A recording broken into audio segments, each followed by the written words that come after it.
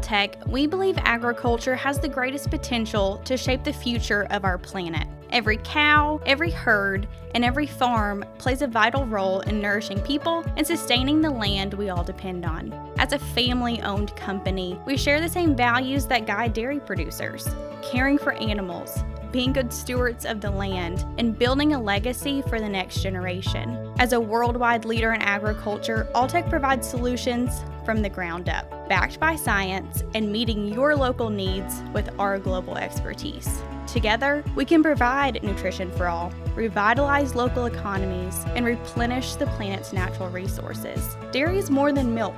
It's community, stewardship, and a brighter future. Alltech, working together for a planet of plenty.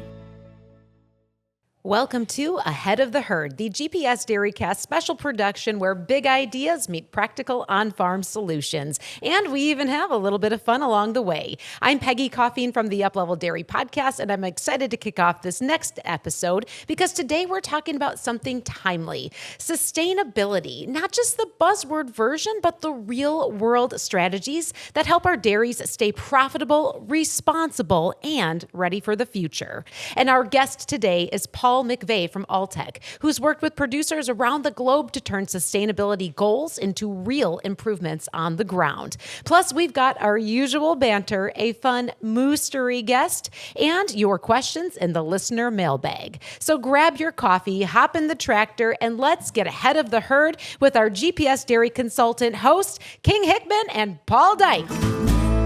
Welcome back to Ahead of the Herd, the GPS DairyCAST, where we mix serious dairy insights with a little barn floor humor. I'm Paul Dyke. I'm King Hickman. You know, Paul, I read the other day that sustainability is a lot like marriage. It sounds romantic until you realize it's all about communication and cleaning up your own mess. Nice, King. So, Paul, when we talk sustainability, what do we really mean on a dairy? For me, it's about balancing the three-legged stool: environmental responsibility, economic viability, and social responsibility. Right. You can't keep it green if you're in the red. Yeah, exactly.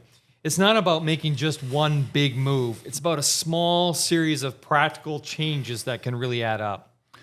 Yeah, you know, I've seen farms that they've reduced manure hauling costs with digesters. They've switched to variable rate irrigation or used cover crops to keep the soil healthy, right? Yeah, and let's not forget about feed efficiency. We've been working on that for a lot of years. Getting more milk from less feed reduces the methane per unit of milk. So there's real ROI, right? Saving on inputs, getting paid for carbon credits, or meeting processor requirements can pay the big investment.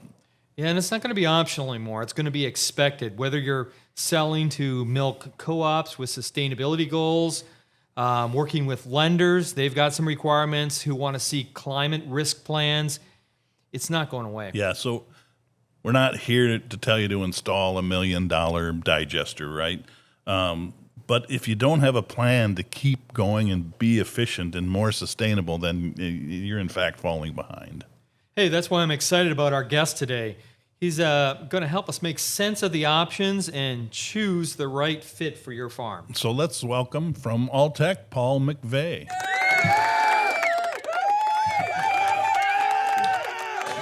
Nice to have you here, Paul. We're joined today by Paul McVeigh, Strategic Partnership and Portfolio Manager of Alltech. Paul, thanks for coming in. Thanks, Paul. Hey, tell us a little bit about yourself, Paul. Tell us a little about your background.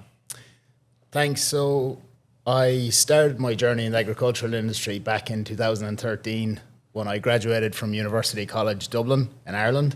And yeah, as you might be able to tell from the accent, I'm not a native to Sheldon, It didn't Iowa. sound like a Midwest background, about Midwest accent. Picked up on that a little Yeah. bit, yeah. Yeah, my accent I think gets stronger the longer I live away from home. So I don't know what that's about.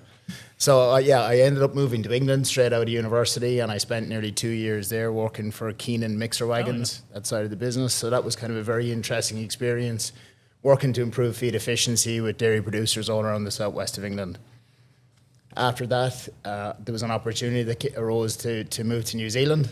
So I spent 18 months working and living in New Zealand with Keenan's. And then at that time, Alltech acquired the Keenan business, and I moved back to Ireland to work with Alltech and Keenan on the integration of kind of that business as a nutritionist in the east of Ireland. And then one Tuesday afternoon, I got a phone call to say, well, Paul, would you be interested in moving to the Middle East? And I had to look up on a map to actually see, okay, The middle of where? yeah. So I ended up spending the last 7 years there working with dairy producers. It's the most consolidated, vertically integrated dairy market anywhere globally. We have 15 farms across 5 countries, ranging from 2,000 milking cows to 100,000 milking cows. So quite a different experience from the east of Ireland, I'm sure you can imagine. And then another opportunity arose to move to the US, and where better to be than the home of high-producing, highly efficient dairy farming than the US. So very excited to be here. All right. Just moved 3 months ago. Oh, thanks for sharing. That's quite a diverse background. Wow. So we're here to talk about sustainability. What do you think that means on a dairy? How would you define that? That's a fantastic question, and hopefully I'm going to do it justice, King, because it's such a huge topic to try and unpack, and what sustainability means to me and what sustainability means to the US market is completely different to what it will mean in the Middle East or what it will mean in Pakistan or in Bangladesh. What I mean by that, for example, we had a number of government officials in from Pakistan last week and touring Alltech headquarters to see if there were some collaborations we could do. And they're really focused on food safety. So actually implementing things that we take for granted in North America, testing for mycotoxins in milk, they're actually looking to create food safety and food security for their countries before they start to talk about sustainability. What I mean, if you're talking about from a European, from a North American context, to my mind, it's all about efficiencies. And it's all about the stuff that we've been doing for the last 20 or 30 years, or probably longer anyway. It's about how can we have healthier animals, and how can we get more unit of output for every unit of input. And that's sustainability 101. A lot of my producers, though, have this burning question. They're worried it's not going to pay. How do they, the sustainability sounds great, but I've got to make money next week as well and next year. So how do you address that, or how do you approach that? Another, very, very good question, and really challenging to answer also. I think some of this is going to come from consumer pressure, is definitely going to become more and more of a factor. So PwC last year done a report where they interviewed 2,000 consumers from 30 countries around the world. And what they found was that 80% of the people they surveyed were willing to pay a slightly higher premium for products that were deemed, in their eyes, more sustainable. So there's that dynamic to it. And I think the other side of that is it's also very easy for someone living in a city that can walk down to the grocery store and pick up a gallon of milk that wouldn't know a cow if it kicked them between the two eyes, right? So it's very easy for them to demand more of us. But at the same time, it's good. People always talk about being stewards. And it really is not us. We're only here for in the blink of an eye or a grain of sand in the time of the world. So how can we actually leave the place better than when we got it? Yeah, that's pretty profound right there. It is short. So just to break it down, I mean, do you have an example of maybe a herd that you've worked with to increase sustainability in one way or another? Yeah, I think I have some personal experience with that, but I think that's actually been the goal of Alltech as a company over the last 40 years. I mean, before sustainability was sexy to talk about, Dr. Pierce Lyons was talking about the ACE principle, the animal, the consumer, and the environment. And this is really deeply embedded and ingrained in the culture of Alltech and kind of what we try to do. So some tangible examples of how sustainability can actually mean profitability. There was one large farm we worked with in the Middle East very closely over the last 7 years. And through better herd management practices, precision type feeding activities, we increased milk production from about 85 pounds of milk to over 100 pounds of milk. Alltech have a carbon footprinting business called Alltech ECO2.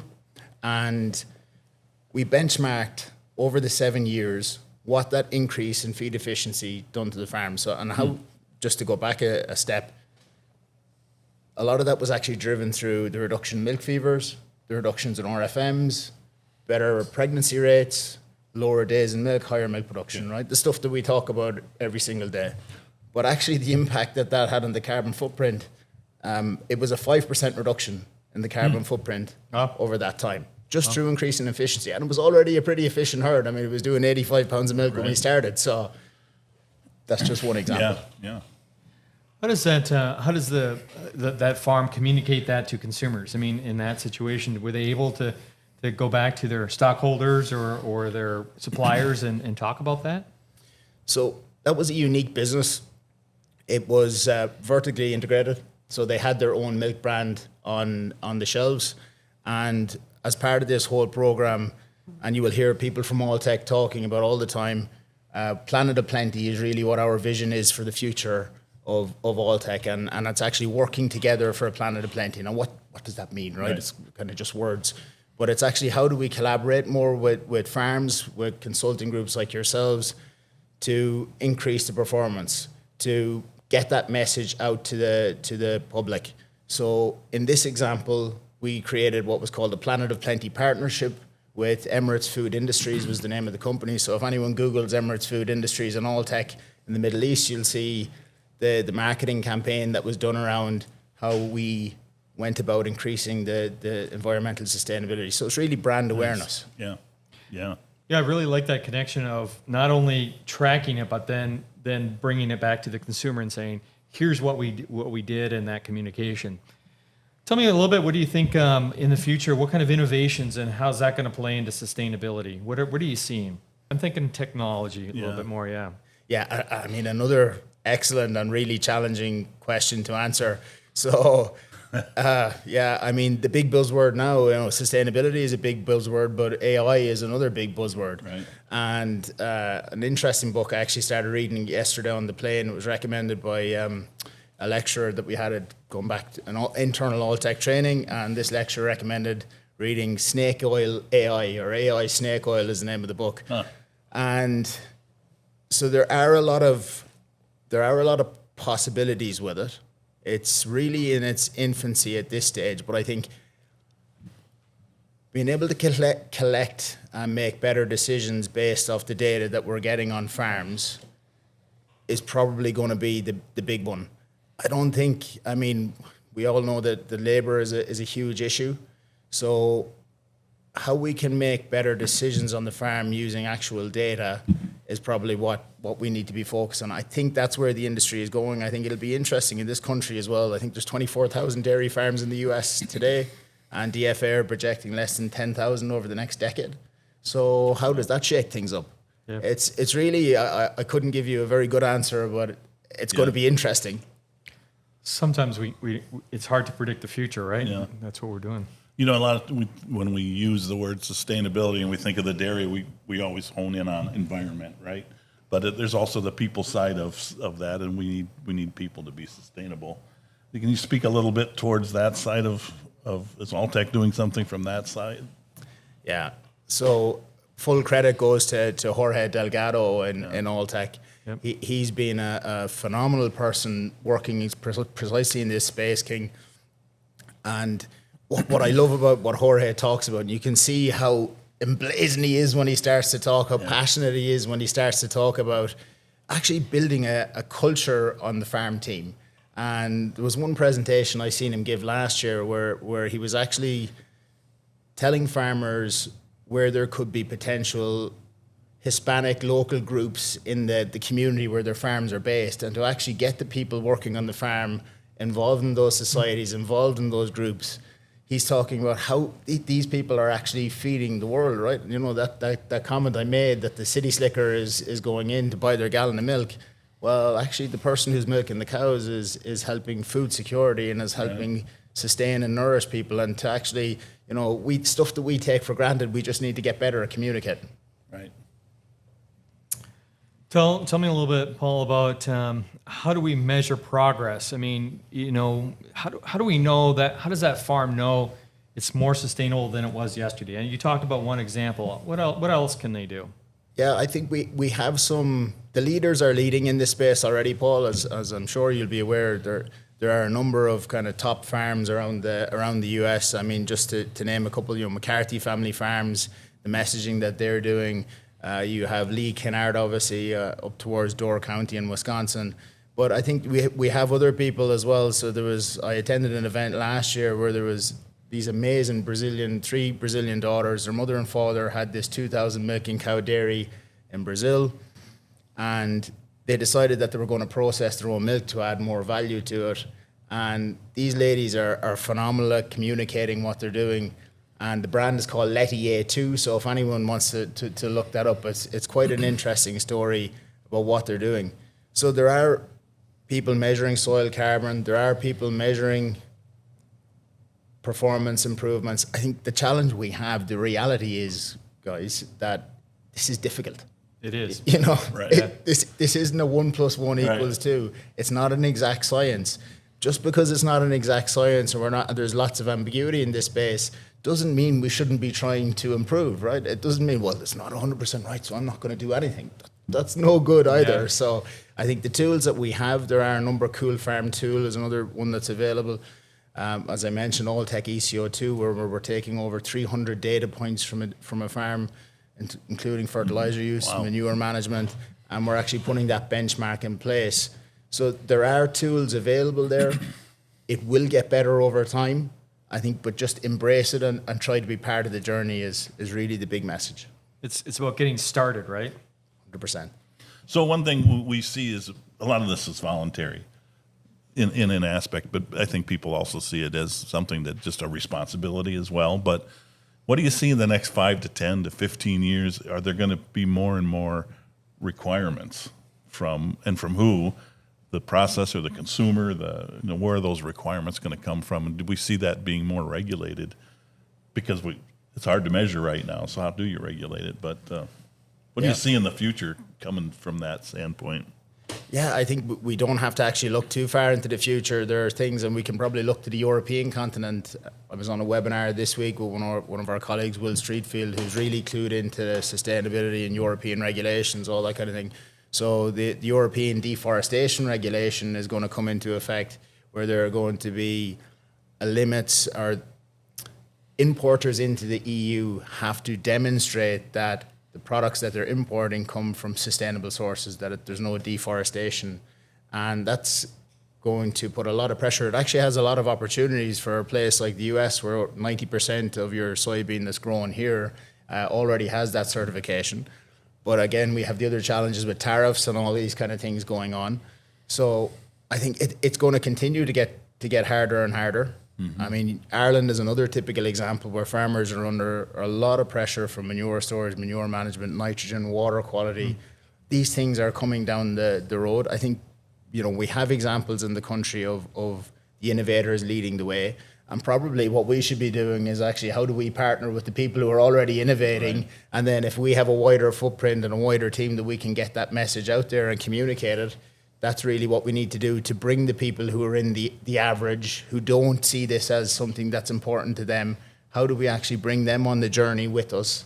That's going to be the most important part. We can't focus on anything that's outside of our control. What happens in the White House or what happens in the European Parliament, really, we can't do anything about that. But what we can do is what's in front of us and the people that we interact with every day. We can bring them on a journey. We can be part of the journey with them. When I talk to producers, sometimes they get a little overwhelmed. There's the agronomy side, there's their dairy side, there's processors. There's a lot of different parts to this. They get a bit overwhelmed. How do they get started? I mean, what's step one for producers? To be frank, I get a bit overwhelmed myself sometimes, Paul. Yeah, it's a big topic. Yeah. So, that's a very good point. I think working with your trusted advisors, working with your consultants. I mean, not very many people know this, but Alltech have a crop science business. So we talk about this internally and how can we do more with our crop science. We're typically focused more on vegetable crops, tomatoes and olives in different parts of the world, and citrus products, things like that. But there are opportunities, and we have data from Wisconsin in the mid 2015, 2016, where we applied crop science technologies to increase the digestibility, and farms had more milk production. So for our perspective, this is actually something that we're trying to think about and we're trying to solve. If we take 1 acre of ground and we apply a crop science technology to it, and it has better soil health and it has a better root structure, the plant can uptake more nutrients. It grows faster, it's more resilient to drought, it's more resistant to pests. We harvest that crop, we put it in and then soil it. We put a additive on the silage, so what is digestible isn't lost to fermentation, secondary fermentation processes. We then feed a methane reduction additive to a dairy cow, along with other feed efficiency improving tools. We then add it to maybe biogas, or we have a slurry treatment additive that actually locks up more greenhouse gases, and we apply that into the ground. So I think if I look from ourselves and say, where do we start? Because that's the same same thing question you're after asking me. That's the same thing we're thinking about, and it's very difficult, right? So it's going to look different in different parts of the world. Different people are in different stages of this journey. Yeah. So the conversation that we would need to have with somebody like Lee Kennard would be very different versus somebody who's never heard of sustainability. Right. So I think it's meeting people where they're at. I think having good data is probably the starting point. If people aren't measuring feed efficiency, if they aren't measuring dry matter intakes, Paul, you balance a ration for somebody and they say, how much dry matter did the cows eat over the last week? Well, I think it was around this, it's very hard to make decisions off that. So it's going to be very much based on where the people are at and try and support and guide them through the decision-making process. We kind of take that for granted, that your simple answer of what's dry matter intake. Boy, you would think that'd be an easy answer on most farms, and yet we don't do a great job of even that one simple data point, which is kind of the starting point. We're just not there on some dairies. Right. I keep going back to the people. How do we include? Do we need to include them? I think yes. But how do we train them? How do we, like what you said, how do we bring our employees and the people in the dairy along on the journey? Is that something Jorge helps with, or it's a whole nother discussion, and they need to buy in on it too, otherwise it doesn't happen. 100%. And I think leadership starts from the top, right? If a farm owner or a farm manager isn't exhibiting the traits, how could we expect anyone else to exhibit them? If Paul, if you as are not exhibiting the traits of, being methodical when you go to a dairy farm and checking on dry matter index and checking, how was anyone, new person or young person that joins GPS, how would you expect them to do it if you're not willing to do it yourself? Right. So I think it really needs to start from there. And every day, as I say, we can't control what's out there. What we can control is what we do. And it's when we look in the mirror every day, are we actually doing the right things? Right. Are we exhibiting the traits that we want to see in other people? And I think that there's a lot to go there. So you can speak the vision, but you have to live the vision, right? Yes, you have to show them, be the change. Yes, sir. That you want them to be. You mentioned some technologies out there, and the ones that you mentioned are really interesting, right? The ones that can we affect the crop and digestibility, et cetera, to move to digestibility, a better digestibility and more sustainability. Are there other technologies out there that maybe we're not aware of that we should be watching out for in the next 5 years? What's coming, do you see? Spill your secrets. Is there anything coming that we should be looking out for? That's a really tough one. Yeah, I think you heard it here first. Head of the herd. This is where the all-tech lawyers don't listen. So I spend a bit of my own personal time thinking about these kind of things and trying to make sense of them. And I think we as all-tech do this, and I think everyone probably is doing it, attending conferences and seeing what's happening in the industry. Yep. One thing that struck me actually about the US dairy market is your average milk production. I think it's 85 pounds of milk. It's about 35 kilos of milk at 4.3% butter fat and 3.3% milk protein is the average dairy cow in the US now, right? So you're exceptionally highly efficient. So the jobs the genetics companies have done for breeding for that, but also the jobs that you guys have done and amino acid balancing, I mean, that continues to be probably into the future, the next 5-10 years, if we can reduce the amount of crude protein that's being fed to animals, and we're going to reduce the amount of ammonia being excreted and being more efficient that way.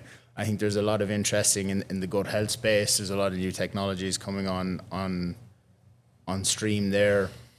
So it's. I don't think there's any one thing. Yep. There's a lot of different things. And same even in this tech space, Paul. There's a lot of companies moving in this space, but if I had to put my money down on anyone now, I wouldn't put it down on anyone because it's still very early days, right?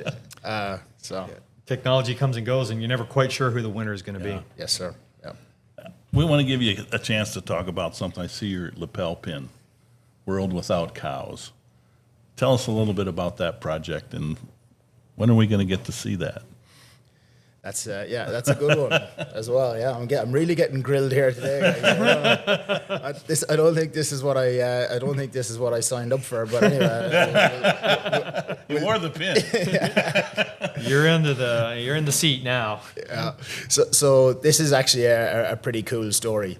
So there's a lot of companies out there are talking, and one thing that we like to try and do, or what our vision for Alltech is, how can we be an advocate for the industry, this communication piece. So the Super Bowl, I think, was 2021 or 2022. There was an Oatly advert in the Super Bowl, which cost about $5 million, and it was the CEO of Oatly. And you have a lot of homework, anyone who's listening to me today. If you Google Oatly Super Bowl conversation, you'll see this guy sitting in the middle of an oat field playing a piano, saying how amazing the world would be if we didn't have dairy cows. And Mark Lyons happened to be watching the Super Bowl and went bright red. I'm told he went bright red, and steam started coming out of his ears. And so that started the journey for us to actually start to investigate. You know, that's a very flippant comment. Right. The world will be better off without cows. Well, actually, what does that mean? And the documentary, we sent 2 filmmakers out over the course of 2 or 3 years to actually review or try and put a handle on what that actually would mean. And traveling to places like India, where the government milk program is the only source of protein. Bear in mind now. Wow. The only source of protein that some children in India will see every day is the milk from a dairy cow. Wow. So the flippant comment to say what a wonderful place to be without cows. So it was trying to tell and communicate that whole story to give this nuanced perspective. We actually didn't have it. It wasn't an industry, agriculture is fantastic, forget everything else. It was trying to bring in some of the nuance of the conversation as well and have differing opinions. Because at the end of the day, that's where we actually move forward. I'm lucky enough that I actually quite like conflict. But that's actually where the best ideas come from. If you have 2 opposing forces and you're willing to communicate and not take anything personally and try and get the best ideas out on the table. So that was really the purpose of the documentary. How do we get this out to a wider audience? So over the last 12 months, we've been doing some internal screenings and external screenings to some of the universities throughout the country. And we're hoping out here in the next kind of 6 to 12 months that we'll have be able to have a wider launch for the general public. That's all. I've heard things about it, and that it's turning some very significant heads. Any final thoughts? How we can build a resilient future? You got some final thoughts? Communication. Communication, and I'd say embracing ambiguity. They're really the two biggest ones. There's so much noise out there. There's so many differing opinions. Just embrace the ambiguity. It's not a perfect system. It's not a perfect world we live in. I know I'm pretty close to perfect, but actually, I'm not. I was going to say. So that's the reality of being a human being, right? Nobody is perfect. The world isn't a perfect place. It's not this kind of linear thing. So, you can either be afraid by that, or you can say, face up to the reality, and this is what it is, and I'm going to do the best that I can do from it. So if there's any advice to anyone out there, or any closing thoughts with it, and again, it's like, this is something that I live every day, is how can I be a little bit better? How can I do a little bit more? How can I be a better person to be around? How can I listen more? Whatever that is for you, I think that's kind of the wrap up, because it's a lot of fun. All right. We really appreciate you being here. This was a fantastic conversation. I think our audience is going to love it. But thanks for being here. Thanks for the trouble to get here so that we could film this live. I think that was really, really great. Thanks for making the time, Paul. Thank you. Yeah. Thank you. At At Alltech, we believe the people who work on your dairy aren't just employees. They're part of your culture, your team, and your success.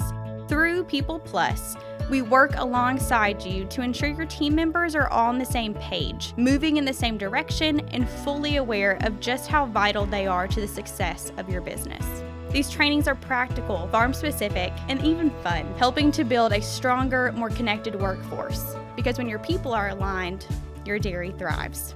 Alltech, working together for a planet of plenty. Before we go to the fun segment, quick reminder, you can show your DairyCast pride with some great gear. That's right. Grab your very own DairyCast t-shirt for $25, or we got some great ball caps for $18. And how do they get those, Paul? Just email Angel, our merch master, at angelhorn@gpsdairy.com. Angel Horn. And let her know what you're after. Wear it proudly and stay ahead of the herd. That's right. All right, now it's time for the fan favorite moments you didn't know you needed. That's right. It's Moose DairyCast. That's right. The Moose DairyCast is a special guest that's here with us live in studio on the GPS DairyCast set. But guess what? Paul and King, you don't know who this person is because they are hiding behind the scenes. You're going to get to ask them. Yes, you get to ask them a few questions to see which one of you can figure out who this Moose DairyCast is. And it's for a grand prize. Yeah? What is it? It is a signature cocktail. A clue. That sounds like a clue That if I've may ever have been heard the one. first moo clue. Moo clue. All right. Excellent. All right, Moose DairyCast, are you with us? I am here and ready to stir things up. Ooh. Nice. All right, Paul. I'm going to let you go first. All right, first question. Are you in the dairy industry? I am, but I am not from the nutrition or the cow side of things. Oh, tricky. Are you in Wisconsin? You betcha. I'm a cheesehead that loves cheese curds. All right. Do you work behind the scenes? Maybe marketing, communication? Ooh, that's right. I actually tell the GPS story one post and one email at a time. So, by chance, do you enjoy documenting dairy life on social networks? That's part of the job and one of my joys. A personal question. Are you recently married? Yes, actually. I just tied the knot within the last month. Okay, wait. A final clue. Do you have a strong opinion on the proper Bloody Mary garnish? A very strong opinion. I thought so.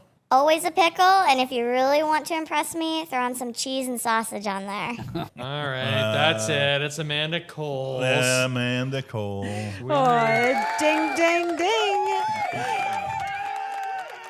Well, Paul, you get the victory here of the signature cocktail from GPS's very own social media executive and queen of curated content, Amanda Coles. Amanda, come on out. Come on, we need to bring her out.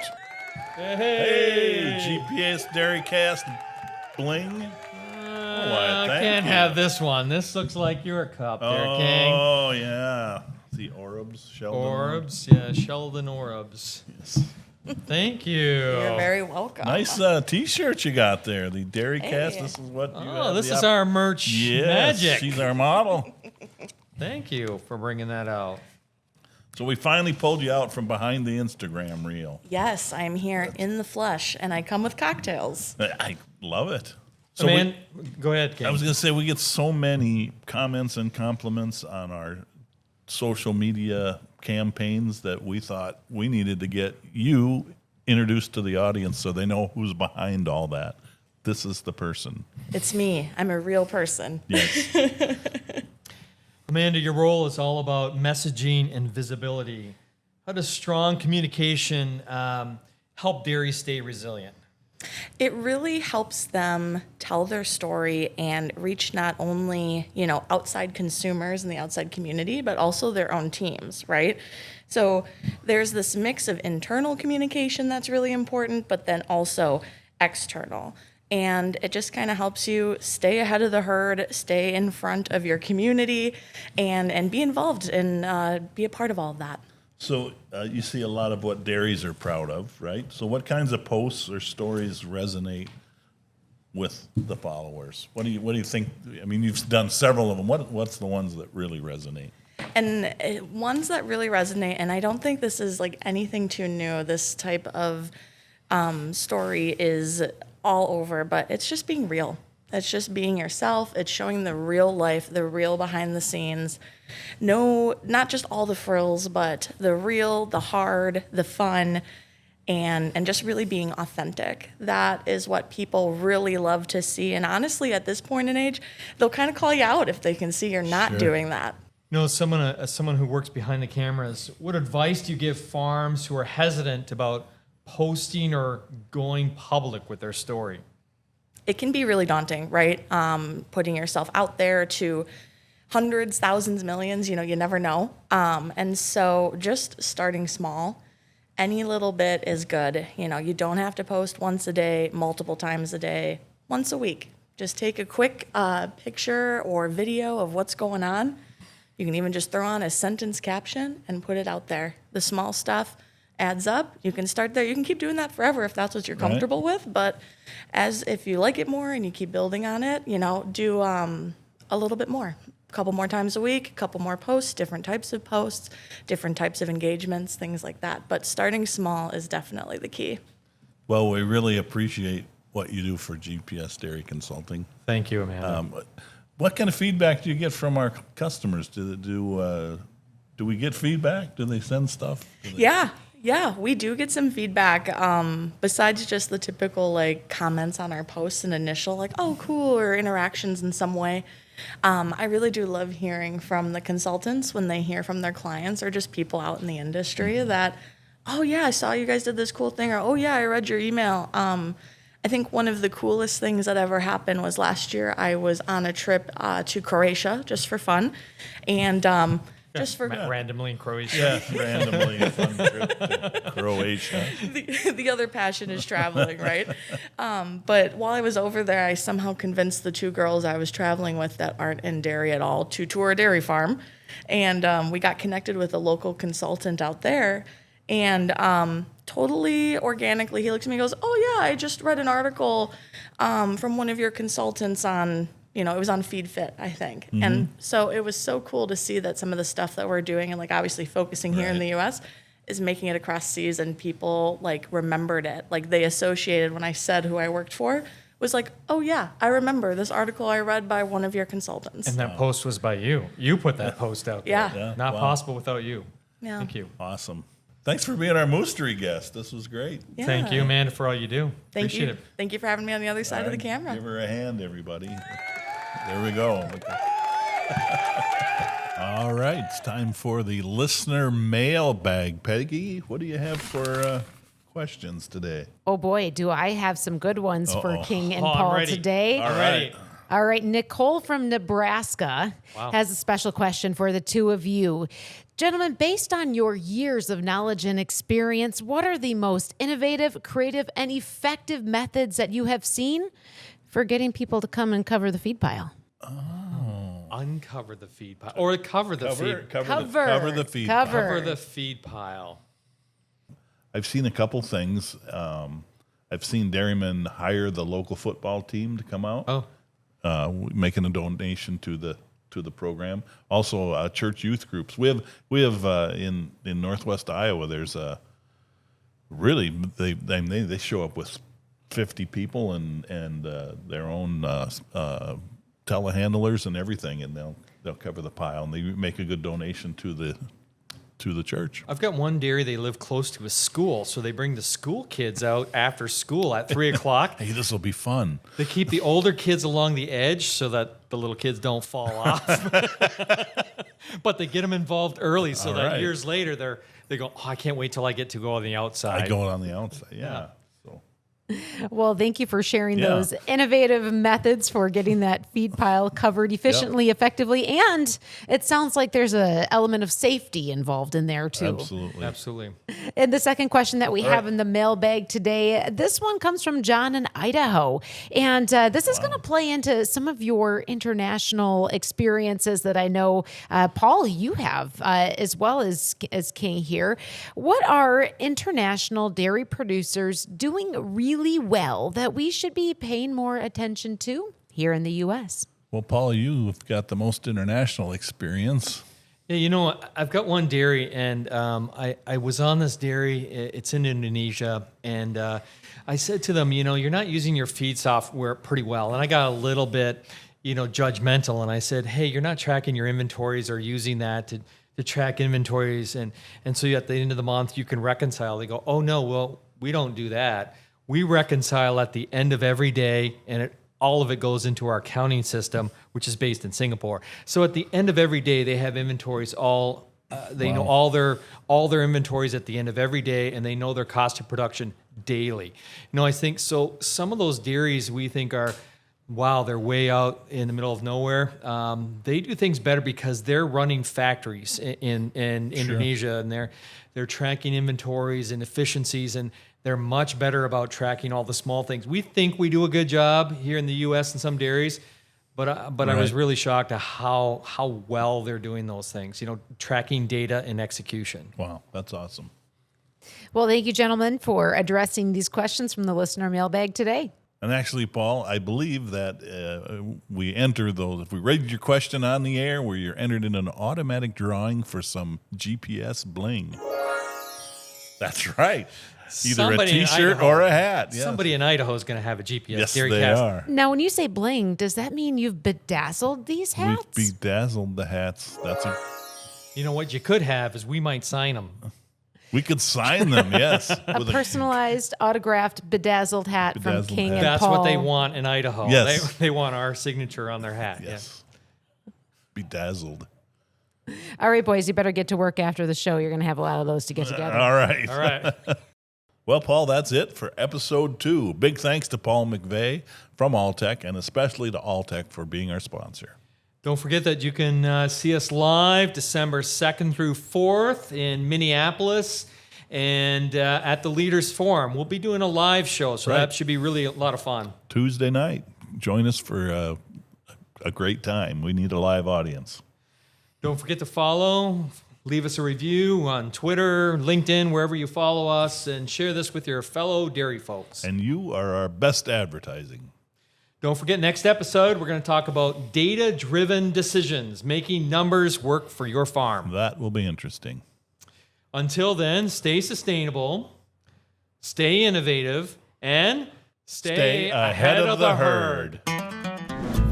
And there they go, Paul and King, hosts of the GPS DairyCAST, riding off in style in that beautiful Mustang convertible, proving that even sustainability discussions can end with a little class.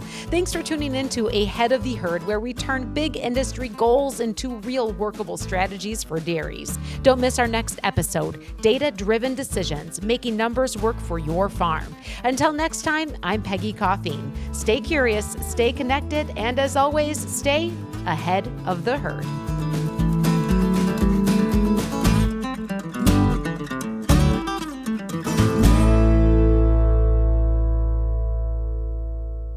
At Alltech, partnership is at the heart of everything we do.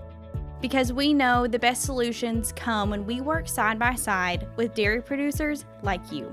That's the foundation of our Forage Plus program. Together, we evaluate forage quality from field to the feed bunk, using our on-farm analytical tools like advanced aerial inventory measurements and detailed mycotoxin testing. By combining the knowledge of your herd with our team's expertise, we can uncover key opportunities to optimize your forage and feed programs. Our goal is simple: to make every acre, every bunk, and every bite work harder for your cows and for your business, because when your forage is maximized, your dairy is too. Alltech, working together for a planet of plenty.